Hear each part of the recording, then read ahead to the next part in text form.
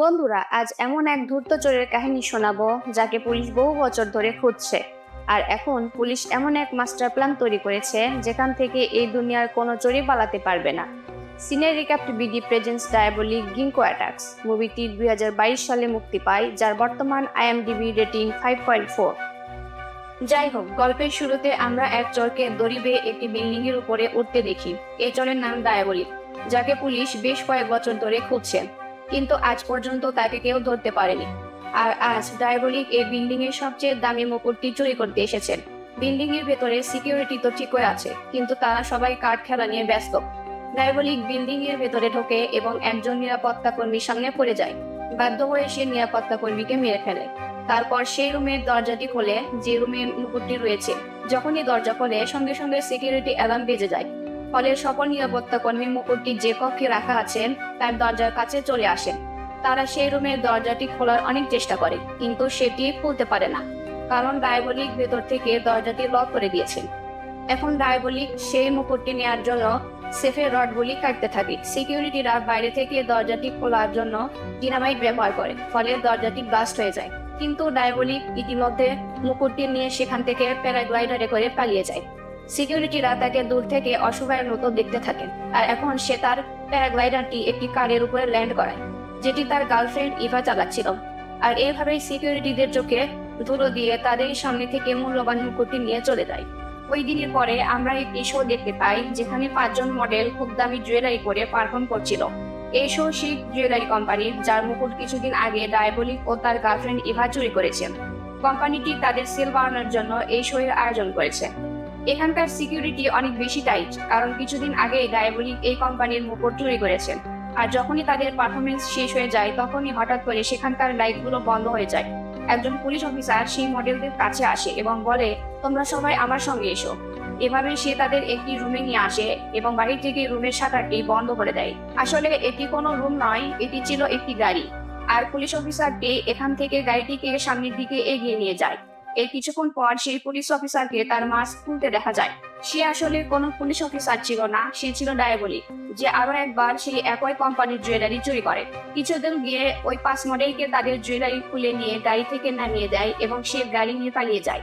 এরপর গাড়িটিকে একটি বড় পাথরের সামনে এসে দাঁড় করায় এবং গাড়ির একটি বাটন প্রেস করে। এর ফলে সেই পাথরের একটি অংশ সরে যায় এবং একটি গোপন টানেল বের হয়। আসলে এটি একটি গোপন জায়গা যেখানে ডায়াবলিক তার চুরিকৃত মালামাল হেফাজতে রাখে। এরপর আমরা ওই 5 জন মডেলকে দেখতে পাই যারা একটি হোটেলে এসে এক পুলিশ অফিসারকে ফোন করে এবং বলে, আমাদের প্ল্যান কাজ করেছে। আসলে এরা কেউই মডেল নয়, সবাই এজেন্ট। আর ওসব চুরি করা জুয়েলারিতে ট্র্যাকার বসানো আছে, যার ফলে পুলিশ এখন ডায়াবলিকের সঠিক অবস্থান জানে। আর এখন পুলিশ ওই ট্র্যাকার ফলো করে সেদিকে রওনা দেয়। এদিকে আমরা ডায়াবলিক ও তার গার্লফ্রেন্ড ইভাকে দেখতে পাই। তারা এই চুরির পর খুব এনজয় করছিল। ইভা ডায়াবলিককে বলে, চলো আমরা এই দেশ থেকে অনেক দূরে চলে যাই, আমাদের কাছে এখন অনেক টাকা আছে। কিন্তু ডায়াবলিক বলে, এখনই না, আমাকে আরো একটি চুরি করতে হবে। এর মধ্যে পুলিশ অফিসার সেই পাথরের সামনে এসে হাজির হয়। ট্র্যাকারের সিগন্যাল দেখে সে অবাক হয়ে যায়, কারণ সেটি পাথরের ভেতরের দিক থেকে আসছিল। সে সন্দেহ করে যে এই পাথরের পেছনে কিছু আছে, তাই সে ডিনামাইট দিয়ে পাথরটি ব্লাস্ট করে দেয়। ফলে সেই গোপন টানেলটি তাদের সামনে উন্মুক্ত হয়। আর ওদিকে ডায়াবলিক ব্লাস্টের শব্দ শুনে বুঝতে পারে পুলিশ তার পিছু নিয়েছে। সে সিসিটিভি ক্যামেরায় পুলিশদেরকে দেখে ফেলে। আর এখন তাদের কাছে এখান থেকে পালানো ছাড়া অন্য কোনো উপায় নেই, তাই তারা সবকিছু ফেলে রেখে সেখান থেকে পালিয়ে যায়। পুলিশ অফিসার ভেতরে এসে চুরি করা অনেক জুয়েলারি দেখতে পায়, কিন্তু সে যে কোনো ভাবে ডায়াবলিককে ধরতে চায়। আর তাই সে ডায়াবলিক ও ইভাকে চেস করা শুরু করে। তারা দুজনে সেখান থেকে দৌড়ে পালাতে থাকে। কিন্তু হঠাৎ করে ইভার পা একটি পাথরে আটকে যায়। ডায়াবলিক ইভার পা ছাড়ানোর চেষ্টা করে, কিন্তু তার কাছে সময় অনেক অল্প। পুলিশ ইতিমধ্যে অনেক কাছে এসে পড়েছে, ফলে বাধ্য হয়ে ইভাকে সে সেখানে ফেলে রেখে পালিয়ে যায়। ডায়াবলিকের এমন আচরণ দেখে ইভা অনেক কষ্ট পায় এবং সে ভাবে ডায়াবলিক তাকে ধোঁকা দিয়েছে। ইভা নিজের পা কোনোভাবে সেখান থেকে ছাড়িয়ে নেয় এবং পুলিশ থেকে বাঁচতে পানিতে ঝাঁপ দেয়। আর এই দুইজন আবারও কোনো রকমে পুলিশকে ধোঁকা দিয়ে বেঁচে যায়। আর পুলিশ ইন্সপেক্টর খুব ভেঙে পড়ে ডায়াবলিককে ধরতে না পেরে। পুলিশ ইন্সপেক্টর আবারও ডায়াবলিকের সেই গোপন আস্তানায় ফিরে আসে, যেখানে তার চুরি করা অনেক দামি দামি জুয়েলারি রয়েছে। সেখানে বেশ কিছু দামি পেইন্টিংও ছিল। এসব কিছু ইন্সপেক্টর তার হেফাজতে নিয়ে নেয়। ইন্সপেক্টর সেখানে তার পরিচিত একটি বিল্ডিং এর স্কেচও দেখতে পায়। ইন্সপেক্টর ভাবে এই বিল্ডিং এর সাথে ডায়াবলিকের কোনো না কোনো সম্পর্ক রয়েছে। তাই সে তার টিম নিয়ে ওই বিল্ডিংটির দিকে রওনা দেয়। সেখানে অনেক তদন্ত করার পরেও তারা কিছুই খুঁজে পায় না। ঠিক তখনই এক পুলিশ অফিসার ভুল করে তার হাত একটি লিভারের উপরে রাখে। এর ফলে সেখানকার একটি গোপন দরজা খুলে যায়। আর যখন তারা সেই দরজা দিয়ে সিঁড়ি বেয়ে বেসমেন্টে যায়, তখন সেখানে তারা ডায়াবলিকের মাস্ক বানানোর মেশিনটি দেখতে পায়, যেখানে অন্য মানুষের ফেসের মাস্ক তৈরি করে তা দিয়ে সে চুরি করত। ইন্সপেক্টর তার টিমের সবাইকে সেখানকার কোনো কিছুতে হাত দিতে নিষেধ করে এবং বলে, পরের চুরির আগে ডায়াবলিক অবশ্যই এখানে আসবে এবং তখন আমরা তাকে ধরে ফেলবো। এরপর আমরা ইন্সপেক্টরের গার্লফ্রেন্ডকে দেখতে পাই, যে এই সময়ের প্রিন্সেস। সে ইন্সপেক্টরকে বিয়ে করতে চায়, কিন্তু ইন্সপেক্টর বলে, যতক্ষণ পর্যন্ত না আমি ডায়াবলিককে ধরতে পারছি ততক্ষণ পর্যন্ত আমি বিয়ে করব না। প্রিন্সেস বলে, আচ্ছা ঠিক আছে, কিছুদিন পর আমার বাড়িতে একটি পার্টি রয়েছে যেখানে আমি খুব দামি একটি নেকলেস পরবো এবং আমি চাই তুমি সেখানে উপস্থিত থাকো, যাতে ডায়াবলিক কখনোই সেটি চুরি করার চিন্তাও না করে।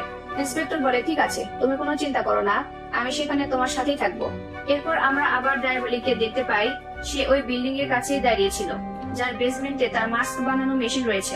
বেসমেন্টে ঢোকার জন্য সে সঠিক সময়ে অপেক্ষা করছিল। ডিউটি পুলিশের শিফট চেঞ্জ হওয়ার সময় সে বিল্ডিং এ ঢোকার সুযোগটি পেয়ে যায় এবং বেসমেন্টে পৌঁছে যায়, যেখানে একজন পুলিশ অফিসার ডিউটিরত ছিল। ডায়াবলিক ইচ্ছাকৃতভাবে সেই পুলিশের সামনে এসে দাঁড়ায়। পুলিশ অফিসার ওকে চিনতে পেরে গুলি করা শুরু করে, কিন্তু একটি গুলিও ডায়াবলিককে লাগে না, কারণ তাদের মাঝে একটি বুলেট প্রুফ গ্লাস ছিল।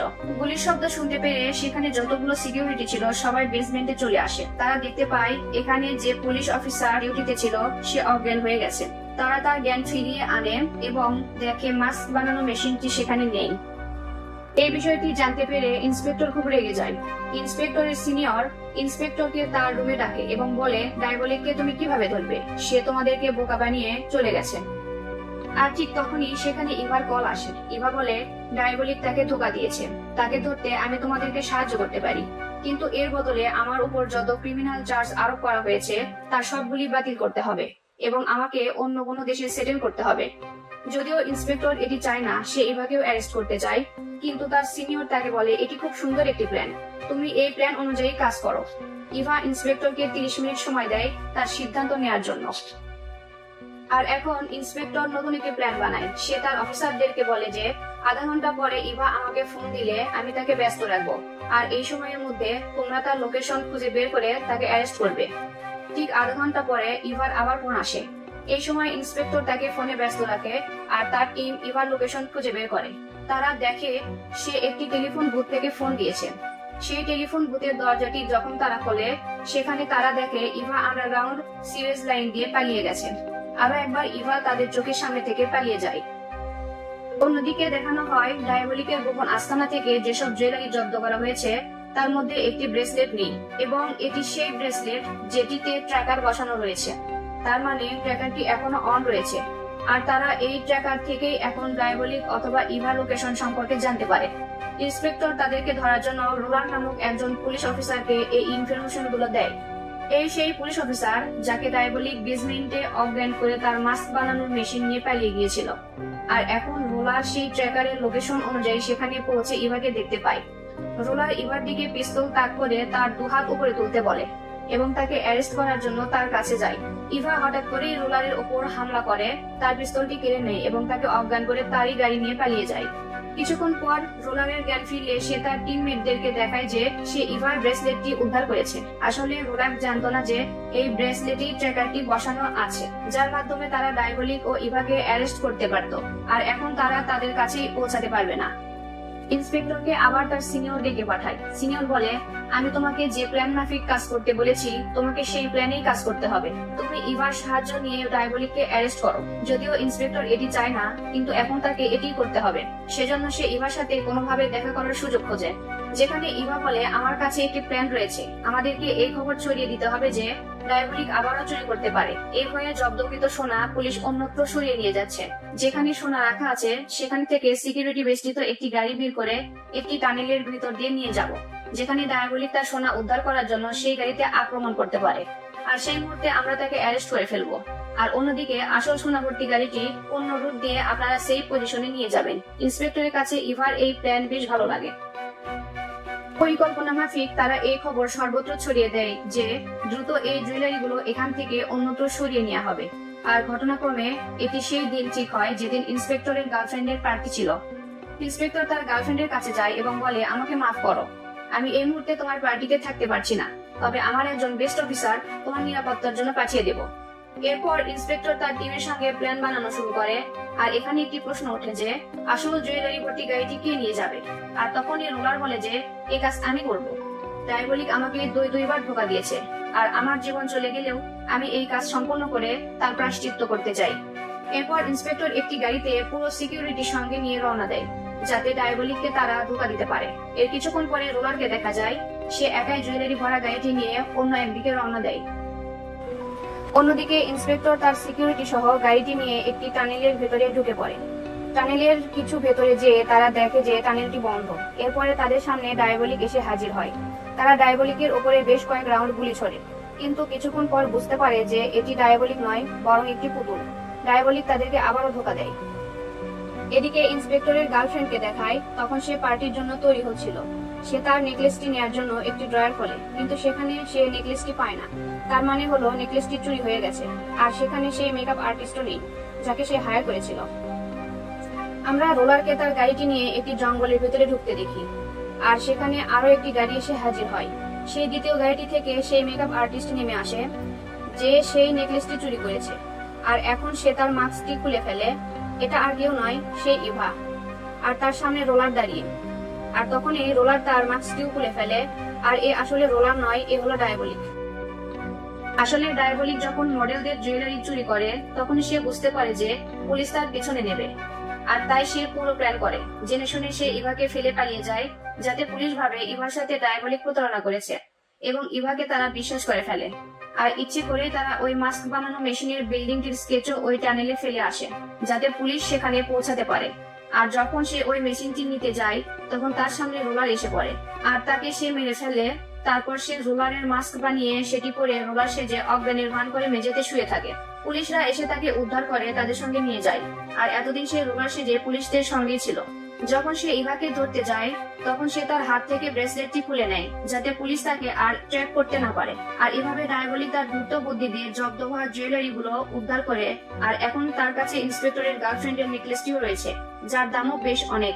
এরপর সে ইভাকে নিয়ে এদেশ ছেড়ে চিরদিনের জন্য পালিয়ে যায়। আর এখন তাদের কাছে এত টাকা রয়েছে যে তারা সারা জীবন শুয়ে বসে খেয়েও শেষ করতে পারবে না। কিন্তু চুরি করা তার নেশা, এটা তার অভ্যাস। হয়তোবা সে আবারও চুরি করতে আসবে, আর হয়তোবা আবারও সে ইন্সপেক্টরের মুখোমুখি হবে। এই হলো ডায়াবলিকের চুরি কাহিনী। আশা করি গল্পটি তোমরা উপভোগ করেছো। ভালো লাগলে লাইক দিয়ে পাশের সাবস্ক্রাইব বাটনটি প্রেস করে দাও।